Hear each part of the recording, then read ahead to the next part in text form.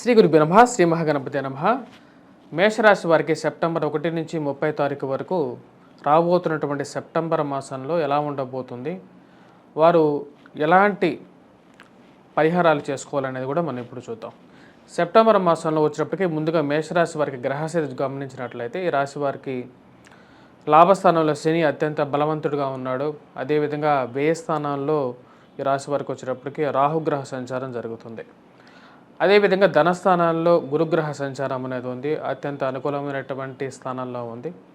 అదేవిధంగా ఈ రాశి వారికి వచ్చేటప్పటికి షష్టమంలో కేతు మంచి అనుకూలమైనటువంటి స్థానాల్లో, తృతీయంలో వచ్చేటప్పటికి రాశి వారికి కుజుడు మంచి అనుకూలమైనటువంటి అమృత స్థానంలో ఉన్నాడు.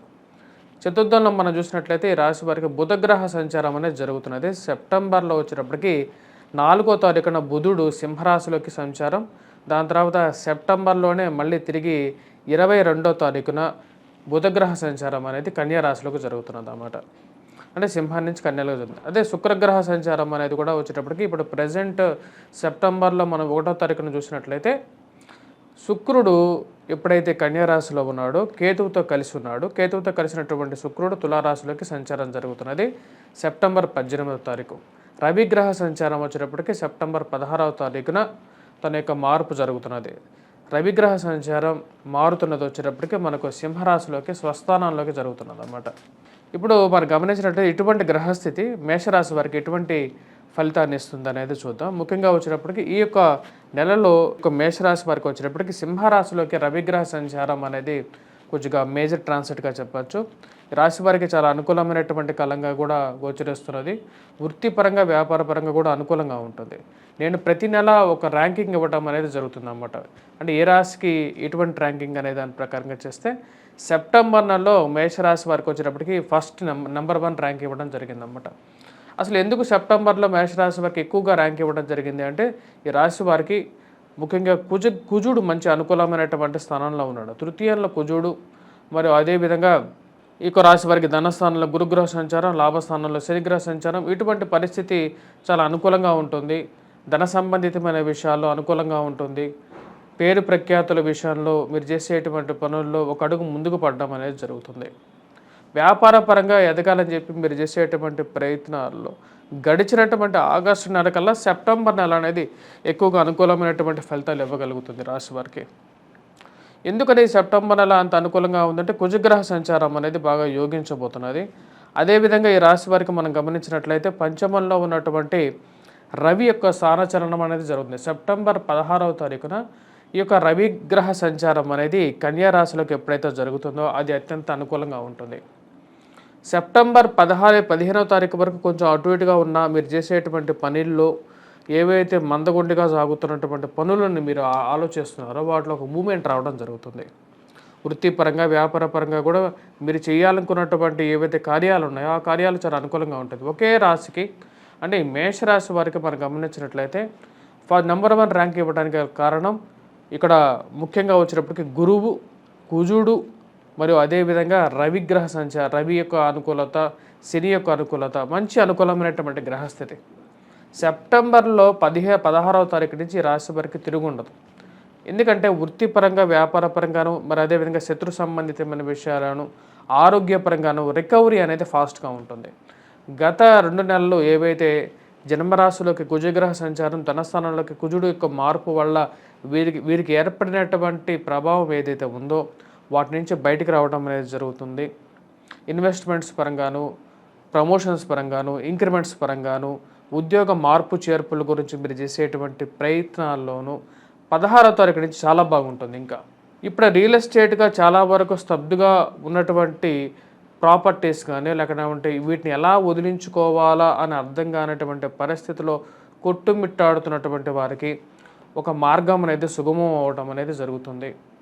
మరి అదేవిధంగా వ్యాపార పరంగా ఎవరైతే క్రూడ్ ఆయిల్స్లో కానీ రిఫైనరీస్లో కానీ వృత్తిపరంగా కూడా పనిచేస్తున్నటువంటి వారికి, ఫార్మాస్యూటికల్ రంగంలో పనిచేస్తున్నటువంటి వారికి కూడా ఒక మూవ్మెంట్ అనేది రావడం జరుగుతుంది. విద్యార్థులు ఎవరైతే గ్రూప్స్ కానీ సివిల్స్ కానీ ఫిలిమ్స్ కానీ కోసం ప్రిపేర్ అవుతున్నారో నూతన ఉత్తేజంతో పనిచేయగలుగుతారో, చదవగలుగుతారు, కాన్సన్ట్రేట్ కరెక్ట్గా చేయగలుగుతారు. వారికి ముందున్నటువంటి లక్ష్యాన్ని ఛేదించడానికి వారు బాగా ప్రయత్నం చేయడం జరుగుతుంది. ఈ రాశి వారికి చాలా అనుకూలమైనటువంటి గ్రహస్థితి.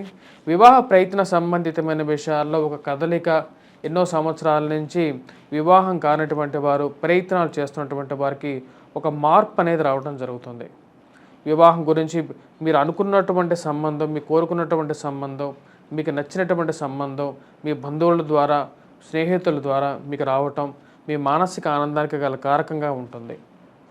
ఎన్నో సంవత్సరాల నుంచి మీరు చేస్తున్నటువంటి సమయం వచ్చిందా అన్నట్లుగా ఉంటుంది. దూర ప్రాంత విద్యా ప్రయత్న సంబంధితమైన విషయాలు, విద్యా ప్రయత్నంలో విదేశీయాన ప్రయత్న సంబంధితమైన విషయాల్లో ఒక సానుకూలమైనటువంటి ఫలితం పొందడం అనేది జరుగుతుంది.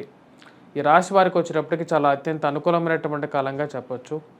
ఈ రాశి వారికి మనం చెప్పాలంటే సెప్టెంబర్ 18వ తారీఖు తర్వాత ధన సంబంధితమైన విషయాల్లో చాలా అనుకూలంగా ఉంటుంది.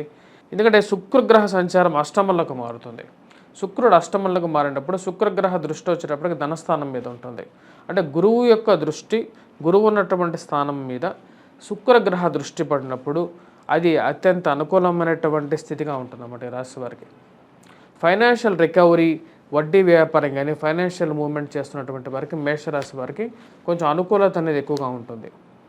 ఇరుగు పొరుగు సఖ్యత విషయం, కుటుంబ వృద్ధి గురించి మీరు చేస్తున్నటువంటి ప్రయత్నాల్లో ఒక కదలిక రావటం అనేది జరుగుతుంది. సంతానం గురించి ఎవరైతే ప్రయత్నాలు చేస్తున్నారో వారికి ఈ యొక్క నెల అనేది చాలా అనుకూలంగా ఉంటుంది. సంతాన సంబంధితమైన విషయాల్లో కుటుంబ వృద్ధి అంటే కుటుంబ సంఖ్యలో ఇంకొకరు చేరటం, అంటే వివాహ ప్రయత్న సంబంధితమైన విషయాలు చాలా అనుకూలంగా ఉంటుంది. మేషరాశి వారికి నేను ఈ యొక్క సంవత్సరంలోనే చెప్పడం జరిగిందన్నమాట. మేషరాశి వారికి గురువు మంచి స్థానంలో ఉన్నప్పుడే వివాహం ప్రయత్నాలు చేయండి, వివాహం చేసుకోండి అని చెప్పాను. ఎందుకంటే గురువు శుభదృష్టితో ఉన్నప్పుడు, శుభస్థానంలో ఉన్నప్పుడు కూడా వివాహ ప్రయత్నాల్లో అనుకూలత అనేది ఎక్కువగా ఉంటుంది. ఎందుకంటే సుఖమైనటువంటి సమయంలోనే వివాహం జరిగినప్పుడు అనుకూలత అనేది ఎక్కువగా ఇంటికి రావడం జరుగుతుంది. ఆ ప్రేమ సంబంధితమైన విషయాల్లో మొదటి 15 రోజులు కొంచెం కట్టుగా ఉన్నప్పటికీ కూడా మీ మనసులో ఉన్నటువంటి ఏవైతే భావం ఏదైతే ఉంటుందో దాన్ని వ్యక్తపరచగలుగుతారు. వాటిలో కొంచెం అనుకూలత అనేది పొందటం, మానసిక ఆనందంతో ఉండగలుగుతారు. అన్య స్త్రీ సంపర్కం కానీ అన్య పురుషులతో కలవాలని చెప్పి మీరు చేసేటువంటి ప్రయత్నాలు కొన్ని జాగ్రత్తలు తీసుకోండి. ఆరోగ్యపరంగా ఉన్నటువంటి సమస్య ఎదుర్కొంటున్నటువంటి వారికి రికవరీ అనేది కొంచెం బెటర్గా ఉంటుంది. మానసిక చింత నుంచి బయటకు రాగలుగుతారు. సంతాన సంబంధితమైన విషయాల్లో కూడా అనుకూలమైనటువంటి ఫలితాలతో మీ యొక్క కుటుంబ ఆనందంతో గడపగలుగుతారు. కుటుంబంతో, స్నేహితులతో ఈ యొక్క నెల 16వ తారీఖు నుంచి గడపటం, మానసిక ఆనందానికి పుణ్య నది స్నానం చేయటం అనేది జరుగుతుంది ఈ యొక్క నెల. మేషరాశి వారికి పరిహారాల గురించి మనం చెప్పినట్లయితే, మేషరాశి వారికి శ్రావణ మాసంలో, ఎందుకంటే శ్రావణ మాసం అనేది వచ్చేసింది, ఈ శ్రావణ మాసంలో అన్ని లక్ష్ములని మనకు అంటే ధైర్యలక్ష్మి, ఐశ్వర్యాన్ని, కుటుంబాన్ని, సంతానాన్ని ఇచ్చేటువంటి లక్ష్మి వ్రతం అనేది అందరూ చేస్తారు. మరి మేషరాశి వారు ఎటువంటి వ్రతం చేసుకుంటే వారికి ఈ నెలలో ఇంకా అనుకూలమైనటువంటి ఫలితాలు పొందగలుగుతారు.